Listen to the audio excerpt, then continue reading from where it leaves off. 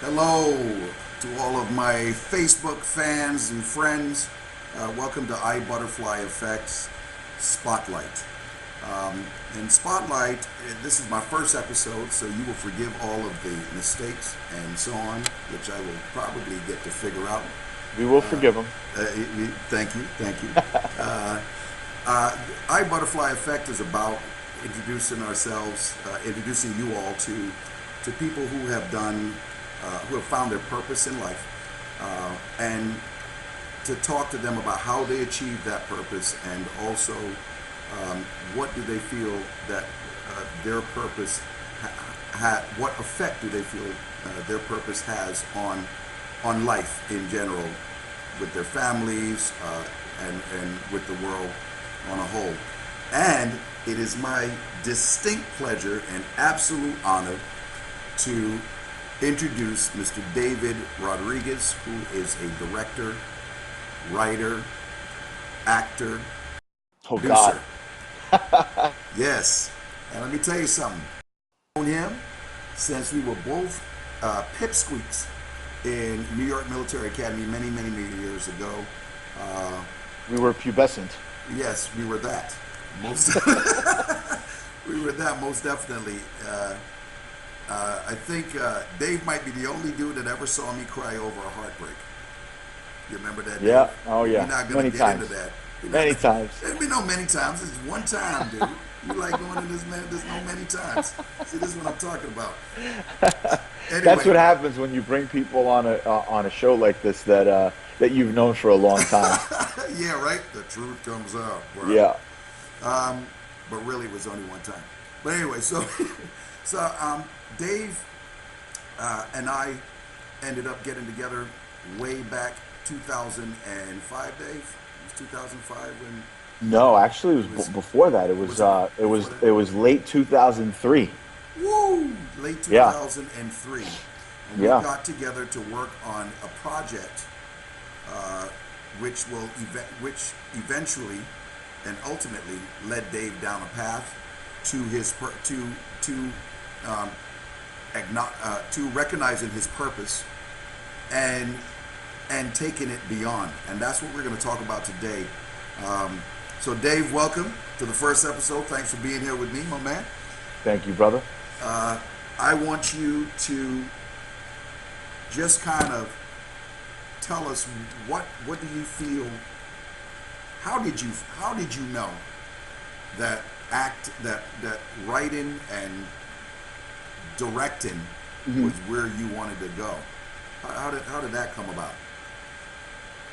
Oh, man, I think it's kind of something that mushroomed over time. It was an evolutionary process. It wasn't like it wasn't a something that just popped into my head one day and I said, "Oh, I think this makes sense."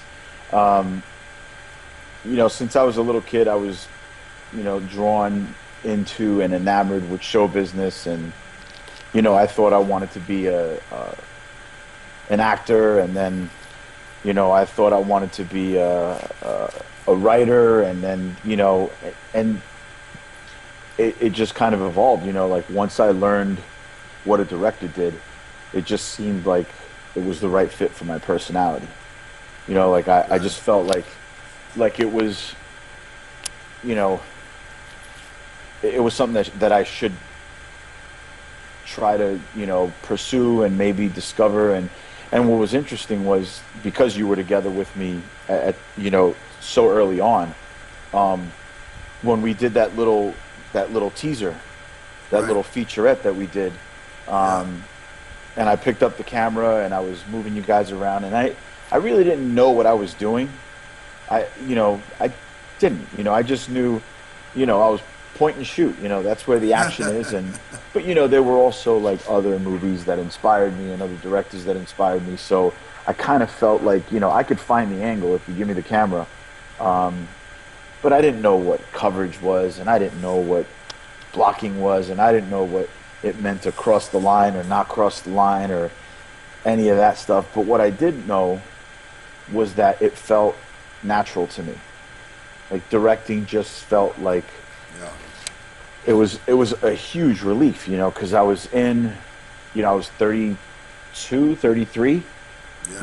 and you you spend your young adult life trying to figure out who you are as an individual and as a human being, and then you find, sort of your divine purpose, and No kidding. and what is that, what is that divine purpose, and then when things start to fall into place, then you realize, okay, then I might be onto something. And the fact that, we did that small piece, that we went to New York, that we, this person said meet this person, said meet this person, said meet this person, said meet this person, and then ultimately found the money, over a chain of people, and we were able to do the movie. And I don't know if you remember this, but we were sitting at a bar. It was you, Steve Goodman, and myself, and we were at that outdoor bar, water, in West Palm. It was like this big outdoor bar. It was at the end of like the main strip, and I was talking to you guys, and I said, "We're gonna make this movie in a couple of months. I'm gonna find the money. We're gonna do this." And we hadn't gone to New York yet, Right. and met anybody.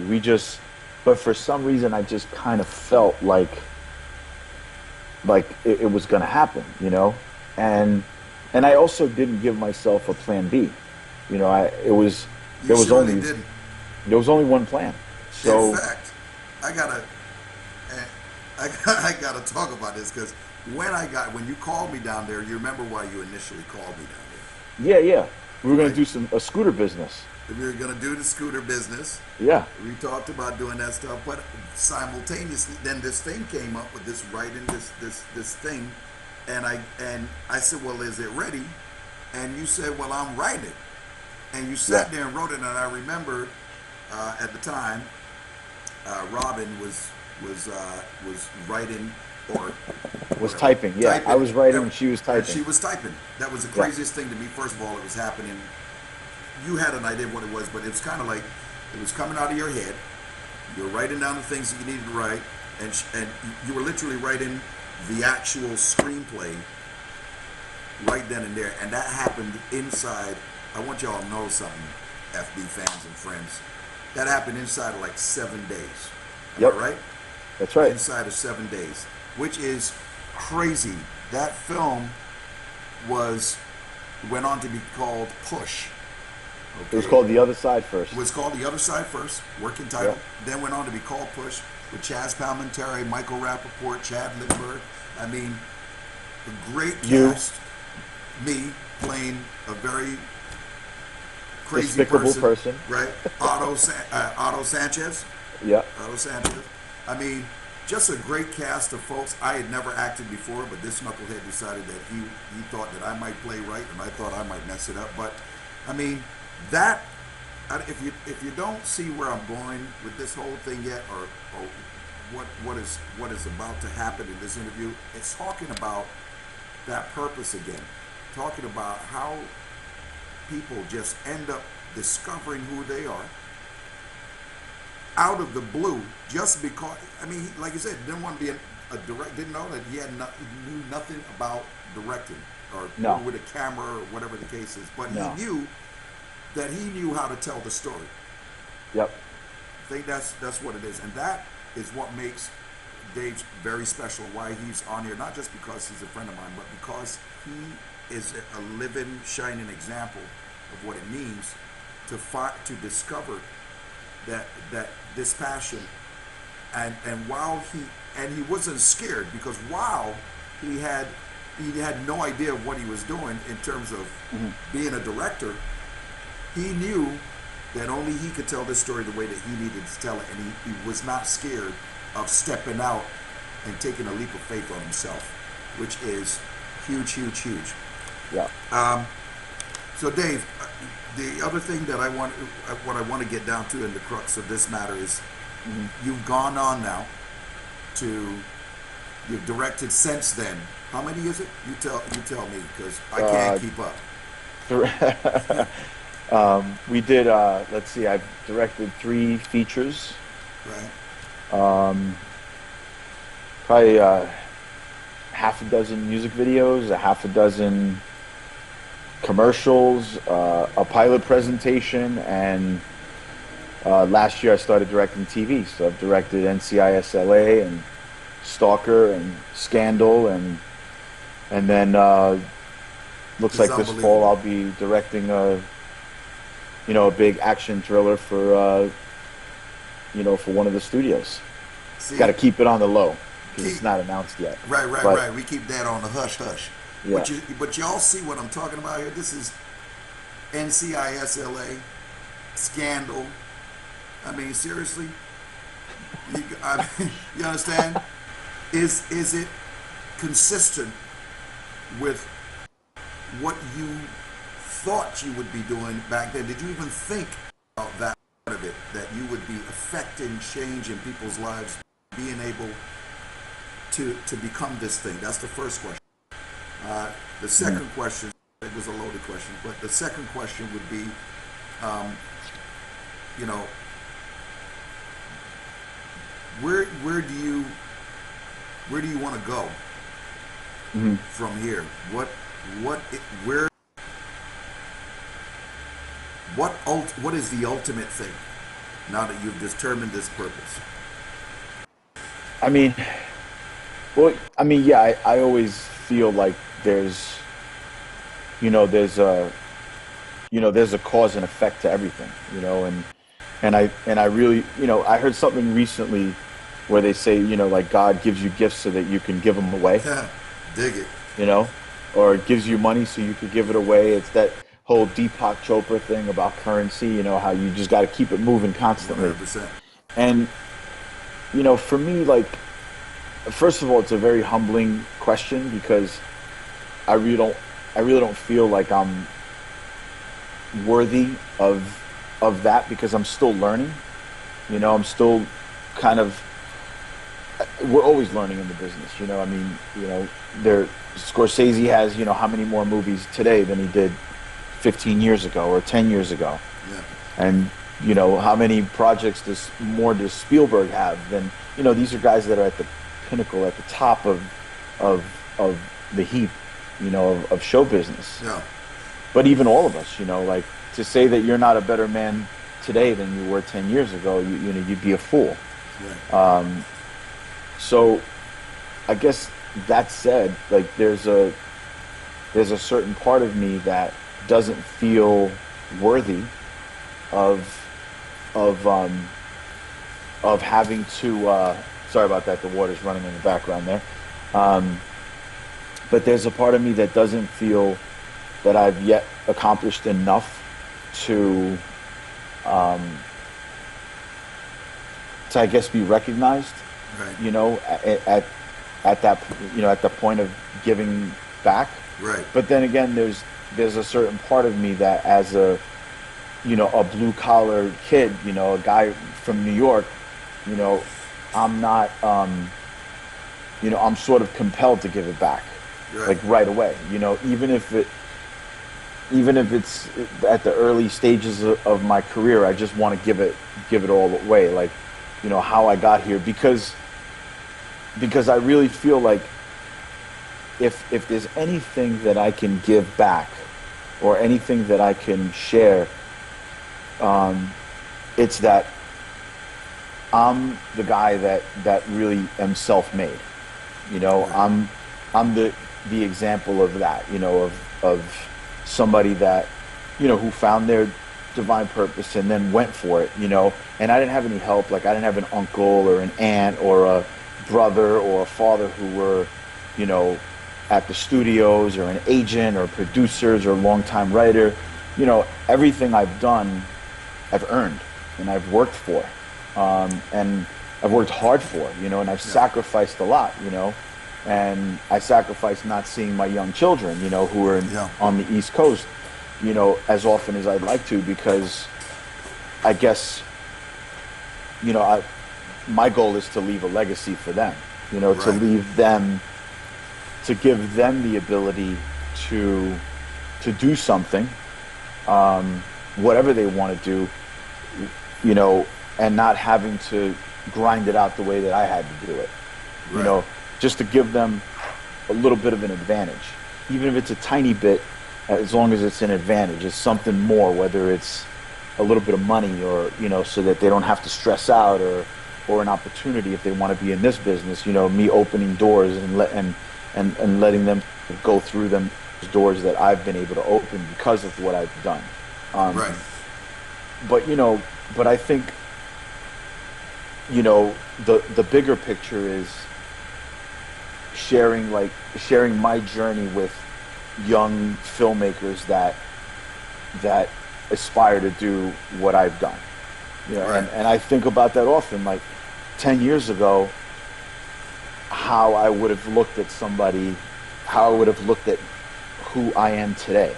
Like taking who I was 10 years ago and introducing that Dave to the Dave of today, I would have heralded, you know, I would have looked at him like, oh my God, like that's the career that I want, you know.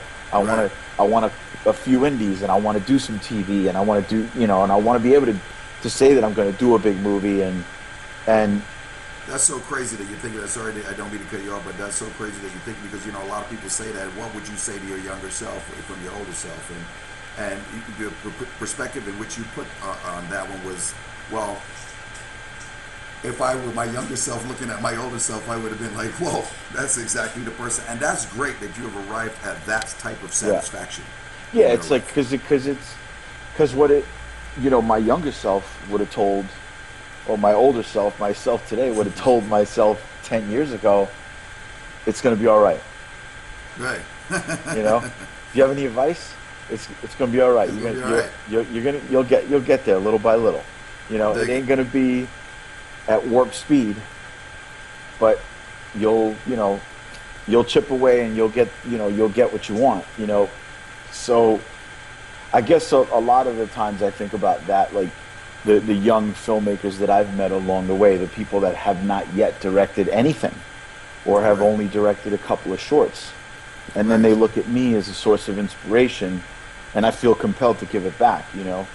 A lot of the time, but you are, yeah, you're giving it back regardless of how you're feeling. Yeah, I mean, this is the thing that I'm getting at. It's like a natural thing. It is. You have to understand, like when I wanted to, sorry, and I need to reverse back, because I want, before I let it go too far back in the interview, I want to talk about what you and bring it full circle to incorporate where we are right now. You talked about your children and giving them the opportunity to be able to have things a little easier than you did because of things that you know, maybe because of your successes, they may have a little bit of an easier time in one way, shape, or form. Sure. Right? Yeah. But by the same token, I find, and I know that you must see, because this is, you know me, I've been a spiritual person my entire life. Yeah. And I've been seeking and finding and seeking some more, and still on the road. Mm-hmm. And what I find, and what this show, again, Spotlight and IButterfly Effect is about, is I see how your children can't help but to be affected by what you were able to accomplish. Sure. You know what I'm saying? Like, some of them are old enough to remember your grind. Some of them are, almost all of them, except for your youngest, are old enough to remember what you were going through. Right. They may not have fully understood what you went through, which is lessons to be learned and discussed later on as they grow. But you have been an inspiration just simply by being what you wanted to be. I mean, that alone, forget about what they might be able to accomplish. That's great, and I'm sure that it will have its place in time. But I think that talking about being able to accomplish anything, if you put your head to it, you're a living, shining example of that. Yeah. I mean, it's an interesting perspective, you know, because you're right. You know, even if I didn't share, you know, if I met, you know, whether it's my kids or a young filmmaker or somebody who's trying to, you know, break into the business as a writer, or director, or an actor, or whatever, just by my actions, you know, you show people that it's possible. I don't have to say anything.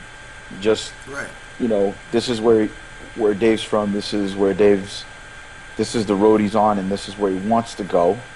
Right. You know, and that's good enough. You know, but then again, you know, Chris, to be honest with you, like it, there's so much more that drives me. You know, Yeah. it's really about being grateful. You know, Amen. having faith. You know, that the big guy upstairs blessed me with the tools to be able to doing. Um,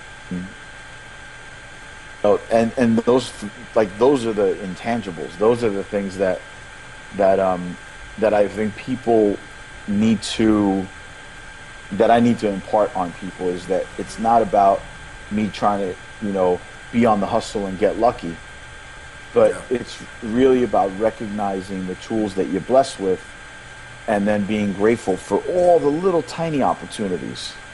Oh yeah. You know, 100%. I mean, 100%. I'll give you a prime example. Like, so before I did Last I Heard, Once Upon a Time in Queens, right?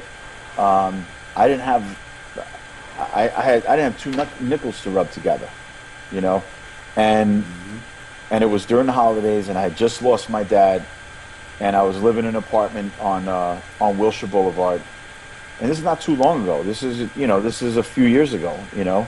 Brother, I remember. Yeah, and I had nothing, you know, and all of this. But the one thing that I did have actually was pretty decent credit. So Yeah. all of a sudden, I get a credit card in the mail with a $300 limit, right? And I was like, I could eat. Like, this is great. Like, I could go food shopping and put gas in my car, and You're laughing, but how serious is that right now? it's serious business, man. I mean, That's pretty serious. yeah. Dude. You know, and Yeah. and it's, you know, so you go from that, you know, 3.5 years ago to where I'm at now.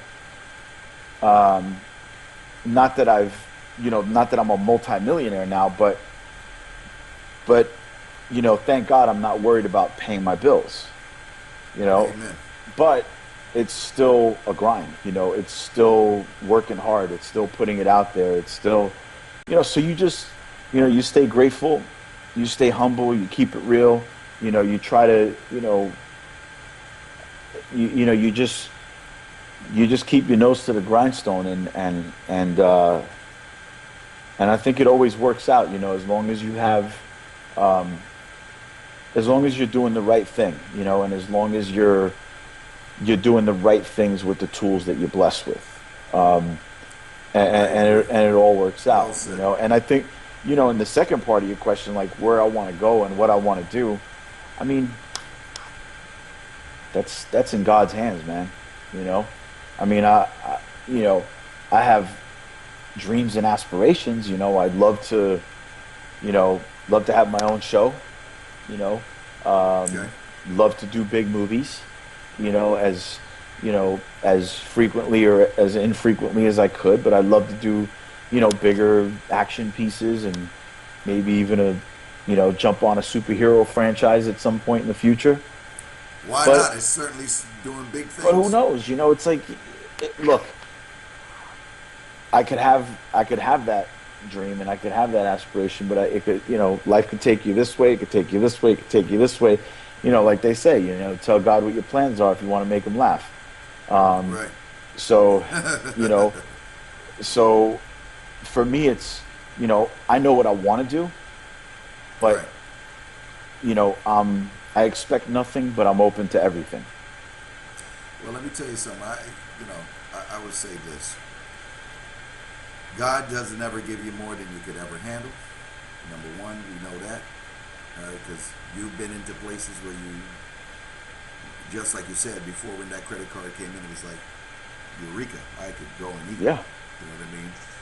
But I will say this. You've been set on this journey. You've remained humble. It seems like every step you're getting even to, you keep, and I mean the steps are rapid. It's like you were walking up the stairs, and then all of a sudden you discovered you could run up the stairs. Yeah. All right. And it doesn't seem like you're losing steam or breath, which is amazing. That's God's blessing. I'm thankful, Dave. I appreciate you taking the time, man. I really do. Much You love, know what I'm bro. saying? Much love. Anytime. You know that. Yes, I told you it was going to take 15 with all the tests and all that other nonsense to try to get this right, which I still messed up. We're now at 29 minutes and 13, 14, 15 seconds. Get to get to some editing Get now. into some editing, damn it, to get the whole, or maybe I'll just run.